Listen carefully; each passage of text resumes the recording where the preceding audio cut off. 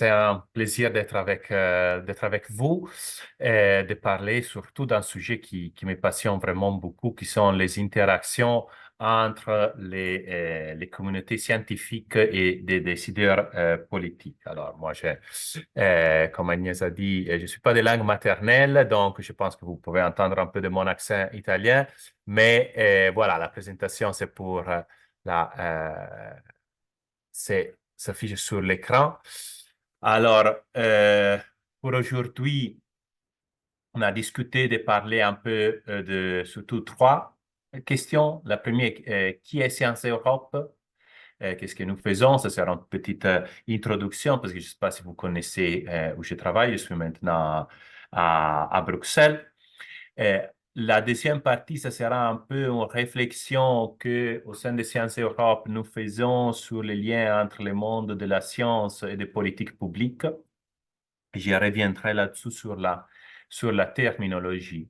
Et le troisième, c'est un rapport multimédial que nous avons fait qui récolte 16 conseils pour les chercheurs qui sont intéressés de s'engager comme conseillers en affaires publiques.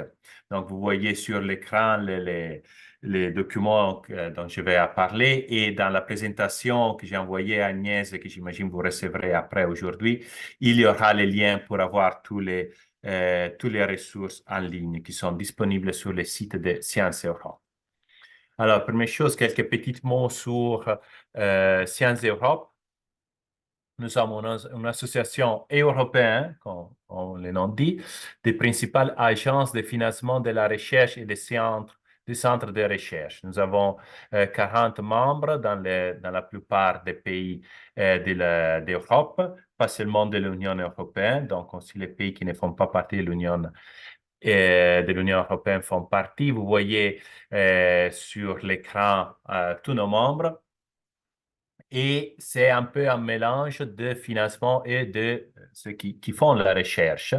Et chaque pays est différent. Je ne rentre pas dans les détails, mais je vais seulement vous dire que nous, ici, on est un peu en contact avec tous les pays de l'Europe. On est conscient de toutes les différences qu'il y a. Et nous avons des interactions souvent vis-à-vis de la Commission européenne quand nous représentons plutôt les pays les pays nationaux. Donc, c'est ça un peu notre perspective. Cette slide, c'est en partie en anglais parce que j'ai pris les images et les visuels de notre plan stratégique pour présenter un peu les activités que nous faisons. On contribue aux politiques de la recherche scientifique en Europe, on contribue à l'évolution de la culture de la recherche au sens large. Et mon rôle, c'est surtout sur le troisième, qui c'est renforcer les rôles et les contributions de la science quand on s'engage sur les défis sociétaux. Donc, ce qui est mon rôle spécifique dans le cadre des sciences d'Europe, c'est vraiment de contribuer à adresser des sujets comme la crise climatique, notamment, mais aussi un peu tous les ressources de ce que ce sont les défis sociétaux dans les pays de l'Europe et on s'engage aussi au niveau global. Voilà, ça pour vous donner un peu le type d'activité que nous faisons. Nous partageons les meilleures pratiques et pour aider la coordination et aussi l'alignement des activités entre nos membres en Europe, la promotion de la collaboration entre nos membres avec plusieurs projets de financement à la recherche, d'activités de recherche, mais aussi sur les politiques. On soutient le rôle des intérêts communs auprès de l'institution de l'Union européenne et en général, on fait la promotion du rôle de la science. Donc aujourd'hui, ce que je vais présenter, c'est surtout comment la science et les communautés scientifiques, ici je parle au sens large, ont des interactions avec les décideurs politiques, qui c'est un peu le sujet de ma présentation aujourd'hui. On travaille sur plusieurs sujets. Vous voyez la liste ici sur vos écrans. Et moi, spécifiquement, je m'occupe, c'est qu'en anglais, on parle de greening research, donc la transition écologique des activités de la recherche, qui clairement, ce n'est pas le seul sujet des sciences d'Europe, mais c'est un peu là-dessous que quand la science a commencé à s'occuper d'un sujet tel que les changements climatiques, on s'est engagé immédiatement pour la mobilisation des décideurs politiques sur, euh, sur euh, pour s'engager sur ce qui c'est vraiment une crise énorme. Après, on s'occupe aussi de la science humaine, de la science de la communication de la science et des politiques européennes. Voilà, ça c'était en toute bref présentation de qui sommes-nous. Et maintenant, je préfère plutôt rentrer vraiment sur les sujets d'aujourd'hui et qui c'est un peu la collaboration qu'on a souvent établie avec la Agropolis Foundation. Alors, les interactions entre science et politique publique, tout d'abord, il me faut une distinction linguistique. Sciences Europe et en général, nous travaillons pour la plupart en anglais où on utilise deux mots qui, dans la langue française, ne sont pas vraiment équivalents. Alors, il y a les mots, en français, on parle de politique, mais en anglais, on fait la distinction entre politics et policy. Alors, politics, en anglais, c'est fait référence à ce qui sont les élections, les partis politiques, la vie politique qu'on lit souvent sur les journaux, sur les médias, etc. Au contraire, en anglais, il y a les mots policy, qui sont les actions disons, du gouvernement. Donc, qu'est-ce qu'on fait en concret? Quelles sont les activités? Et ça, c'est différent des élections. C'est différent des partis politiques, mais ce sont les actions qui vraiment ont fait autant que pouvoir politique. Alors, nous travaillons surtout au niveau national. Il y a aussi les policies au niveau régional, des villes, au niveau international, etc.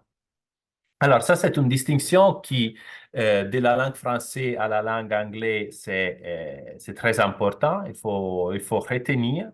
Ce que je vais, ma présentation d'aujourd'hui parle surtout de policy. Donc, je ne fais pas référence aux partis politiques, aux élections et tout ce monde-là, qui sont importants. Ça, euh, c'est important. Mais on parle vraiment de qu'est-ce qu'on fait au niveau concret une fois que, par exemple, un parti a été élu, ils sont devenus président, premier ministre, gouverneur, etc. Je sais, chaque pays est différent, mais j'essaie de faire une réflexion qui va au-delà des spécificités de chaque pays. Mais quand vous m'entendez parler, et je m'excuse, bon, je ne suis pas de langue maternelle, donc mon accent, on le sent, mais on parlera surtout des policies. OK? Voilà. Alors, je vous en prie d'écrire dans le chat ou de contacter Agnès toutefois qu'il y a quelques questions. Et si cette distinction entre policy et politique c'est clair, je vais commencer avec ma prochaine slide. Alors, comment conceptualiser les interactions qu'il y a entre les mondes de la science et encore j'utilise les pluriels parce que je sais qu'il y a plusieurs disciplines, plusieurs communautés, plusieurs dimensions et les politiques publiques, donc les policies, donc je disais tout d'abord. Alors, la première chose, c'est qu'il y a une relation bidirectionnelle de la science aux politiques publiques, mais aussi de politique publique à la science. Donc, il y a plusieurs échanges, ce n'est pas dans un seul côté. Disons, dans l'histoire récente, il y a eu une période de turbulence, de relations pas toujours positives. Maintenant, on est plutôt dans un rôle où la science est redevenue important pour les décideurs politiques dans un contexte de fake news, de désinformation, de fausses sciences, etc. Donc, surtout avec la pandémie de la COVID, on a assisté au fait que les scientifiques entendu au sens large, sont redevenus une contribution fiable, importante, auquel on fait référence quand on prend des décisions dans l'intérêt collective. Et il y a plusieurs initiatives au sein de Sciences et Europe, mais au sein des institutions européennes, et je sais aussi aux Sciences des Nations Unies et dans des autres continents, pour améliorer les interactions entre les mondes de la science et de politique publique. Ce sont des interactions complexes. Au tout début, ça paraît bon, intuitif, c'est bien si les experts participent aux décisions, mais comment les faire, c'est franchement plus articulé, plus compliqué. Et donc, on veut établir des relations qui sont de plus en plus virtueuses et positives pour l'intérêt commun. Voilà. Et en plus, aujourd'hui, dans ces dernières années, vraiment, disons, surtout 2 années, il y a l'émergence de l'intelligence artificielle. Je ne sais pas si vous avez eu déjà l'opportunité de jouer avec certains outils qui sont disponibles en ligne. Mais l'intelligence artificielle, c'est quelque chose qui va bouleverser parce que ça permet de combiner les connaissances qu'on a en ligne, dans la sphère digitale, et de les articuler. On permet d'élaborer des quantités de données de façon qu'on ne pouvait pas imaginer il y a quelques années. Et ça peut aussi être positif parce qu'il permet de faire des synthèses très rapidement, en quelques clics, des volumes d'informations et de connaissances très importants. Mais on peut aussi facilement créer des choses absurdes. Euh, et donc, il faut un peu faire attention parce qu'on a ces nouveaux outils d'intelligence artificielle et je pourrais parler pour 2 heures, mais on ne connaît pas vraiment comment ça marche, tout ce qui c'est l'intelligence artificielle générative. Voilà. Alors, euh, je reste là-dessus pour dire que les interactions entre les mondes de la science et des décideurs politiques sont complexes. Et j'espère, dans les temps que nous avons aujourd'hui, de vous donner un peu une idée de les complexités et comment les aborder. Alors, il y a aussi ce qu'on appelle les dilemmes technocratiques, au sens que d'un côté, les décideurs politiques de plus en plus sollicitent des questions, les scientifiques, les académiques, les chercheurs, sur des questions d'intérêt public, d'intérêt collectif, mais d'autre côté, on questionne de plus en plus la science. Pourquoi faut-il écouter les scientifiques, les académiques, les chercheurs, etc. Pourquoi? Alors, ça, c'est une question qu'il faut se poser. C'est une question toujours très intéressante. Il faut aussi éviter les risques d'une dictature des chercheurs. Dictature des chercheurs, c'est une dictature de la science. Il y a des façons complexes pour prendre des décisions. Je ne sais pas si quelqu'un d'entre vous a déjà participé à des organismes de décision, par exemple au sein de vos universités, de vos organismes de recherche. Ce sont des processus complexes. Il faut dire que la science n'est pas la seule contribution pour les décideurs publics. Les académiques ne sont pas les seuls à avoir des connaissances qui sont importantes, utiles, relevantes et qu'il faut écouter quand on prend des décisions dans l'intérêt collectif. Donc, il faut vraiment entrer dans cette complexité. Voilà. Alors, nous venons de publier il y a 2 semaines une nouvelle ligne guide pour les activités qu'on appelle Science for Policy, la science pour les politiques publiques. Notre objectif, c'est la promotion des politiques publiques qui ont été informées par la science. Alors, il faut faire attention à tous les mots que nous avons choisis. Je tire votre attention sur 2 mots. Promouvoir, on ne veut pas imposer, mais nous, on croit que si les décideurs collectifs ont été informés, et informés, c'est le deuxième mot que je veux souligner, il y a de meilleures décisions. Alors, informer, on ne veut pas imposer, on n'est pas euh, dans une logique d'imposition, mais vraiment informer parce qu'on pense que si la science contribue à ces décisions, on a de meilleures décisions. Ce sont des processus collectifs. Et alors, comment faire ça? Ici, sur vos écrans, vous voyez quelques exemples. En première question d'activité qui rentre pour ces interactions, c'est identifier les questions de recherche qui doivent être abordées. et qui sont d'intérêt pour les décideurs publics. Alors ça, c'est une première activité assez importante parce que autant que décideur public, on ne peut pas s'occuper de tout. Il faut choisir quels sont les sujets à aborder et donc quels sont les sujets qui ont aussi un bénéfice d'être informés par la science. Deuxième activité, c'est la promotion des échanges d'informations personnelles via des rapports, des événements, des dossiers, des ateliers, des séminaires, des conférences. Et ça nécessite du temps. Alors, je peux faire l'exemple d'Agnès et les temps qu'elle engage pour organiser ces webinaires. Mais aussi quand on fait des activités avec des décideurs politiques, des administrations publiques, des ministères, des organisations qui prennent des décisions collectives. Voilà, ça prend du temps. Il faut décider les sujets, l'agenda, les experts, etc. En plus, troisième exemple d'activité, c'est la conception des programmes de recherche, qui soient des financements, des activités, des plateformes qui permettent d'organiser ces conférences, ces rapports, ces études. Et il y a de l'argent qui est aussi mis là-dessous, mais c'est pas seulement l'argent, c'est pas seulement les financements, c'est vraiment l'engagement des organisations pour organiser, pour mettre tout en ordre, tout en place, parce que ça se passe. Quatrième exemple, il y a aussi la proposition de programmes de formation, d'échange, qui donc, par exemple, ont fait des stages, des programmes d'échange, des experts. Par exemple, ici au Luxembourg, il y a des programmes où les chercheurs passent une semaine dans le Parlement national de Luxembourg, à voir comment ça marche, et à travailler avec les députés du Parlement. Alors, ça, c'est un exemple de voir un peu la routine quotidienne d'un Parlement. C'est très intéressant pour les chercheurs, pour comprendre comment les décisions sont prises.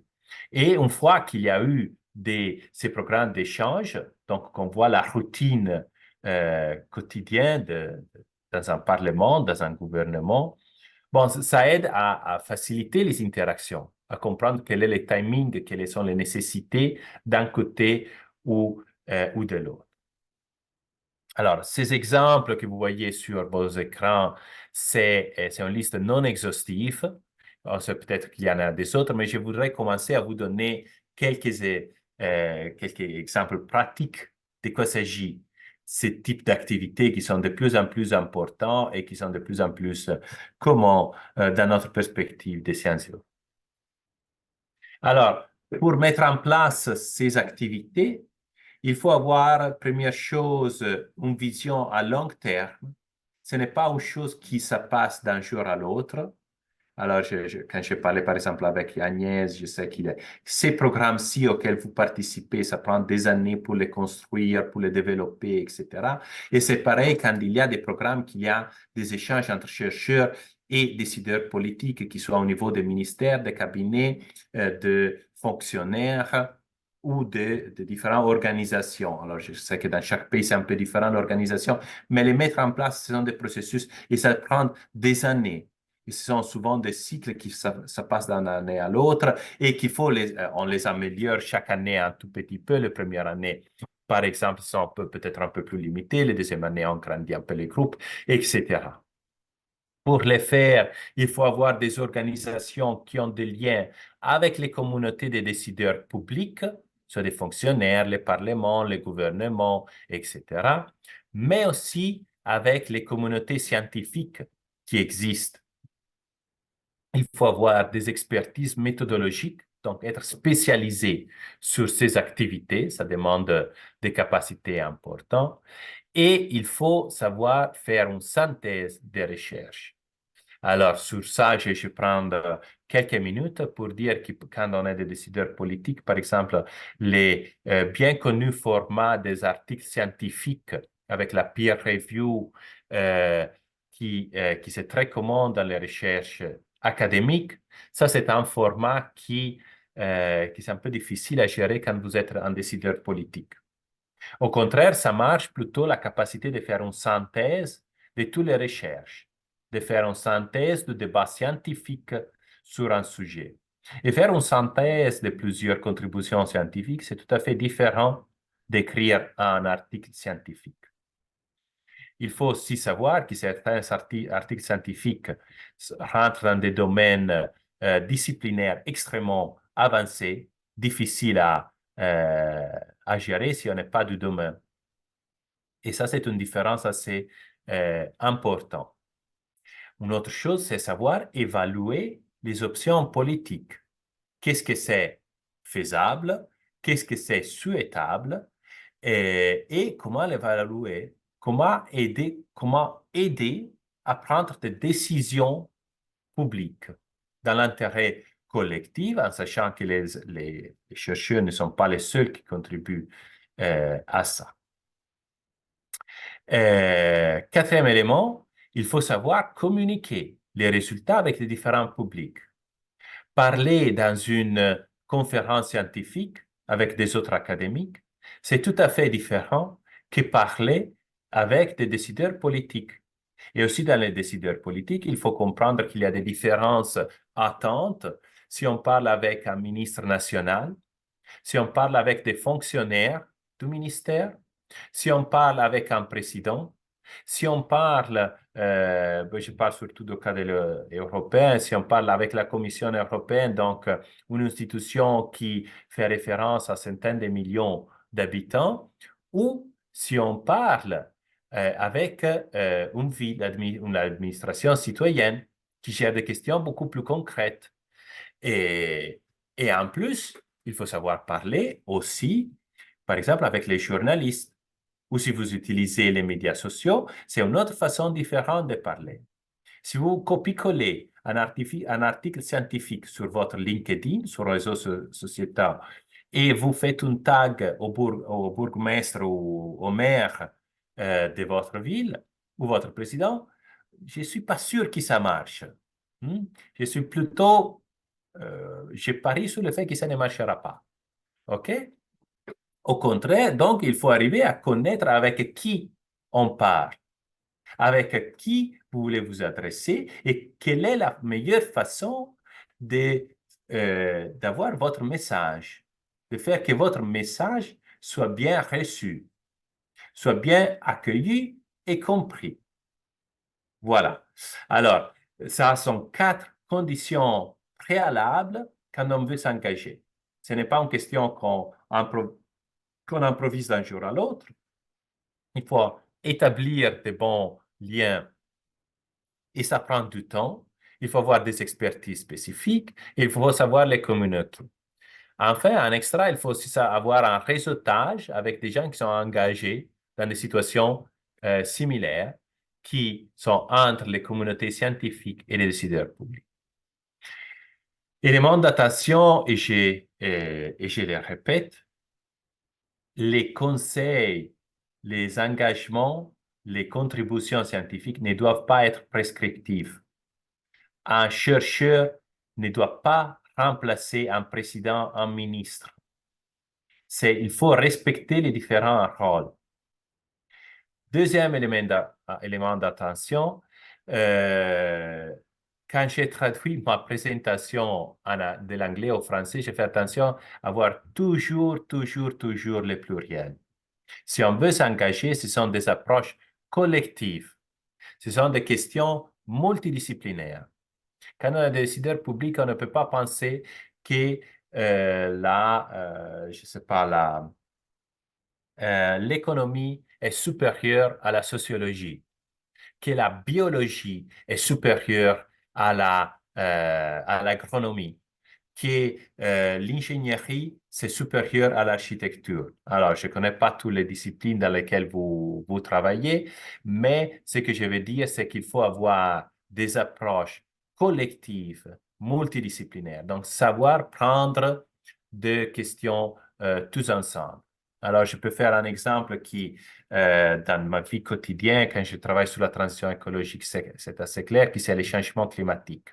Ce n'est pas une question de scientifique du climat. la crise climatique que nous vivons, pour l'aborder de façon efficace, il faut avoir aussi les économistes, les sociologues, ceux qui viennent des sciences politiques, les adresser à la biodiversité, etc. C'est pas facile. C'est pas facile, je dis pas que c'est une chose simple, mais vraiment, si vous voulez vous engager dans ces activités, il faut s'engager de façon collective et apprendre à travailler avec des gens qui viennent dans des domaines disciplinaires tout à fait différents. Voilà, j'espère que ce point, c'est clair, donc la collectivité, et j'avance un peu dans ma présentation. N'oubliez pas que si vous avez des questions, vous pouvez toujours écrire dans la chat. Voilà. Alors, quels sont les éléments fondamentaux pour les activités Science for Policy, pour les activités d'engagement? Alors, le premier, c'est qu'il faut avoir un mandat institutionnel. Mandat institutionnel, c'est une chose un peu compliquée à obtenir, mais signifie que si un chercheur se réveille un jour et qui va chez un ministre à dire il faut faire A, B, C, bon, vous pouvez le faire, mais ce n'est pas une façon vraiment efficace. Vous devez plutôt des activistes qui ça va, mais c'est une autre chose. Il faut toujours garantir la qualité des contributions scientifiques, l'intégrité, il ne faut pas cacher des intérêts personnels, voire économiques, sur des contributions scientifiques. Il faut être transparent. Transparent signifie, il faut dire sur la base de quoi vous faites des affirmations, des conclusions scientifiques. Est-ce qu'il y a des choses que vous ne connaissez pas ou sur lesquelles vous n'êtes pas vraiment certain? Bon, il faut être transparent. Il faut les dire. Il faut clarifier sur la base de quoi on fait des affirmations. Troisième point, les ressources. Ça prend du temps, ça prend de l'argent, ça prend des engagements organisationnels parce qu'il se passe ce que je viens de dire. Et enfin, il faut se focaliser sur donner des options plus que des conseils. Alors ça, je reviens un peu sur la question linguistique, parce qu'en français, on parle souvent de conseillers, mais ici, c'est plutôt des options. Ce sont les décideurs publics qui prennent les décisions. Autrement, ils ne sont pas des décideurs politiques. Mais on peut les aider, on peut contribuer, on peut faire faire en sorte que la science rentre dans ces débats pour des débats plus informés, mieux informés. Voilà.